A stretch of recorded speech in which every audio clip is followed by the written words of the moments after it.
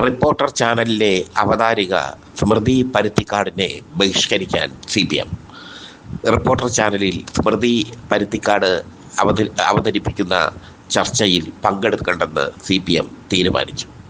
സ്മൃതി Paruthikad CPM പ്രതിനിധികൾക്ക് സംസാരിക്കാൻ അവസരം നൽകുന്നില്ല, CPM പ്രതിനിധികളെ അധിക്ഷേപിക്കുന്നു എന്ന പരാതികൾ CPM സംസ്ഥാന നേതൃത്വത്തിന് ലഭിച്ചു. അതുകൊണ്ട് തന്നെയാണ് അവരെ ബഹിഷ്കരിക്കാൻ തീരുമാനിച്ചത്. മുമ്പ് ദേശാഭിമാനി എഡിറ്ററായിരുന്ന സിദ്ധാർത്ഥൻ പരുത്തിക്കാടിൻ്റെ മകളാണ് സ്മൃതി പരുത്തിക്കാട്. സിദ്ധാർത്ഥൻ പരുത്തിക്കാടിനെ പാർട്ടിയുടെ വിഭാഗീയതയുടെ സമയത്ത് പാർട്ടിയിൽ നിന്ന് പുറത്താക്കിയിരുന്നു. എന്തായാലും CPMനോട് വളരെ അനുഭാവപൂർവമായ സമീപനമല്ല സ്മൃതി പരുത്തിക്കാട് കാലങ്ങളായി സ്വീകരിക്കുന്നത്. സ്മൃതി പരുത്തിക്കാട് ഇപ്പോൾ വെട്ടിലായിരിക്കുന്നത് ഇന്നലെ നടന്ന ചാനൽ ചർച്ചയിൽ റിപ്പോർട്ടർ ചാനലിലെ ചർച്ചയിൽ CPM നേതാവ് വസീഫിനെ സംസാരിക്കാൻ അനുവദിക്കാത്തതാണ്. വസീഫും സ്മൃതിയും തമ്മിൽ കൊമ്പ് കോർക്കുകയും വസീഫ് രോക്ഷാകുലനാവുകയും ചെയ്തു.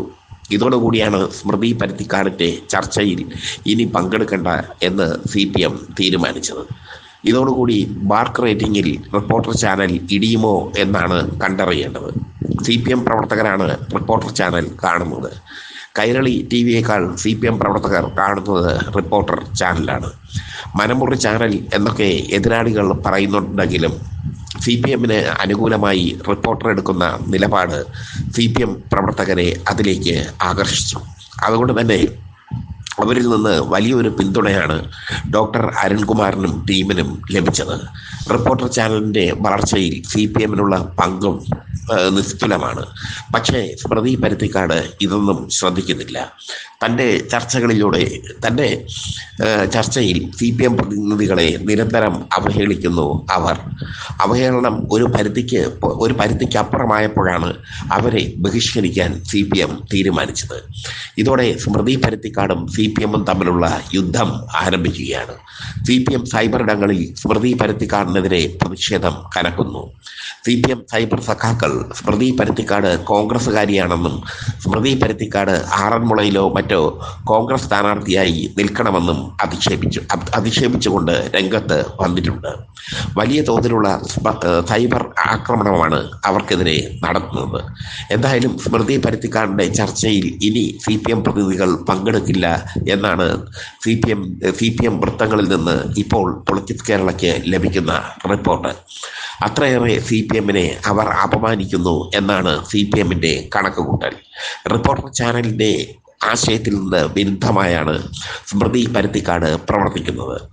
കോൺഗ്രസ് പ്രതിനിധിക്കും BJP പ്രതിനിധിക്കും മറ്റ് പ്രതിനിധികൾക്കും ഒക്കെ സംസാരിക്കാനുള്ള അവസരം അവർ നൽകും.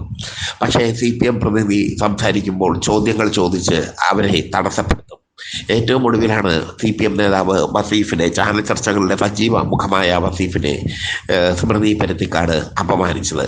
ഇതോടുകൂടിയാണ് CPM സ്മൃതി പരുത്തിക്കാടിനെ ബഹിഷ്കരിക്കാനുള്ള തീരുമാനം എടുത്തത്. എന്തായാലും സ്മൃതി പരുത്തിക്കാടും CPM തമ്മിലുള്ള പോര് കടുക്കുമ്പോൾ റിപ്പോർട്ടർ ചാനൽ ഏത് തരത്തിലുള്ള നടപടിയെടുക്കും എന്നാണ് കണ്ടറിയേണ്ടത്. ഇപ്പോൾ മാർക്ക് റേറ്റിംഗിൽ റിപ്പോർട്ടർ ചാനൽ വളരെ മുമ്പിലാണ്. ഏഷ്യാനെറ്റും റിപ്പോർട്ടറും തമ്മിൽ മാർക്ക് റേറ്റിംഗിൽ മത്സരം നടക്കുന്നു. ഈ സാഹചര്യത്തിൽ CPM അണികൾ റിപ്പോർട്ടർ ചാനൽ ബഹിഷ്കരിച്ചാൽ മാർക്ക് റേറ്റിംഗിൽ റിപ്പോർട്ടർ ചാനൽ കൂപ്പുകുത്തി വീഴും എന്നത് ഉറപ്പാണ്. അതുകൊണ്ട് തന്നെ CPMുമായി സമവായത്തിനുള്ള ചർച്ചകൾ റിപ്പോർട്ടർ ചാനലിലെ മേലധികാരികൾ ആരംഭിച്ചു കഴിഞ്ഞു. പക്ഷേ സ്മൃതി പരുത്തിക്കാടുമായി യാതൊരു കോംപ്രമൈസും ഇല്ലെന്നാണ് CPMൻ്റെ നിലപാട്. കോൺഗ്രസിൻ്റെ നാവായി അല്ലെങ്കിൽ വാളായി പ്രവർത്തിക്കുകയാണ് സ്മൃതി പരുത്തിക്കാട്. സ്മൃതി പരുത്തിക്കാടിൻ്റെ ചർച്ചകൾ ഏകപക്ഷീയമായ ചർച്ചകളാണെന്ന് അത് കാണുന്ന ഏവർക്കും മനസ്സിലാകും. CPMനെ അറ്റാക്ക് ചെയ്യുക അല്ലെങ്കിൽ CPMനെ അവഹേളിക്കുക എന്നൊരു നയമാണ് സ്മൃതി പരുത്തിക്കാട് കാലങ്ങളായി റിപ്പോർട്ടർ ചാനലിലൂടെ ചെയ്തുകൊണ്ടിരിക്കുന്നത്. അത് ഒരു പരിധിക്കപ്പുറമായപ്പോൾ CPM പ്രതികരിച്ചിരിക്കുന്നു. റിപ്പോർട്ടർ ചാനലും CPMും തമ്മിലുള്ള നല്ല ബന്ധം ഇതോടെ തകരുകയാണ്. പണ്ട് ഏഷ്യാനെറ്റിനെ CPM ബഹിഷ്കരിച്ചിരുന്നു.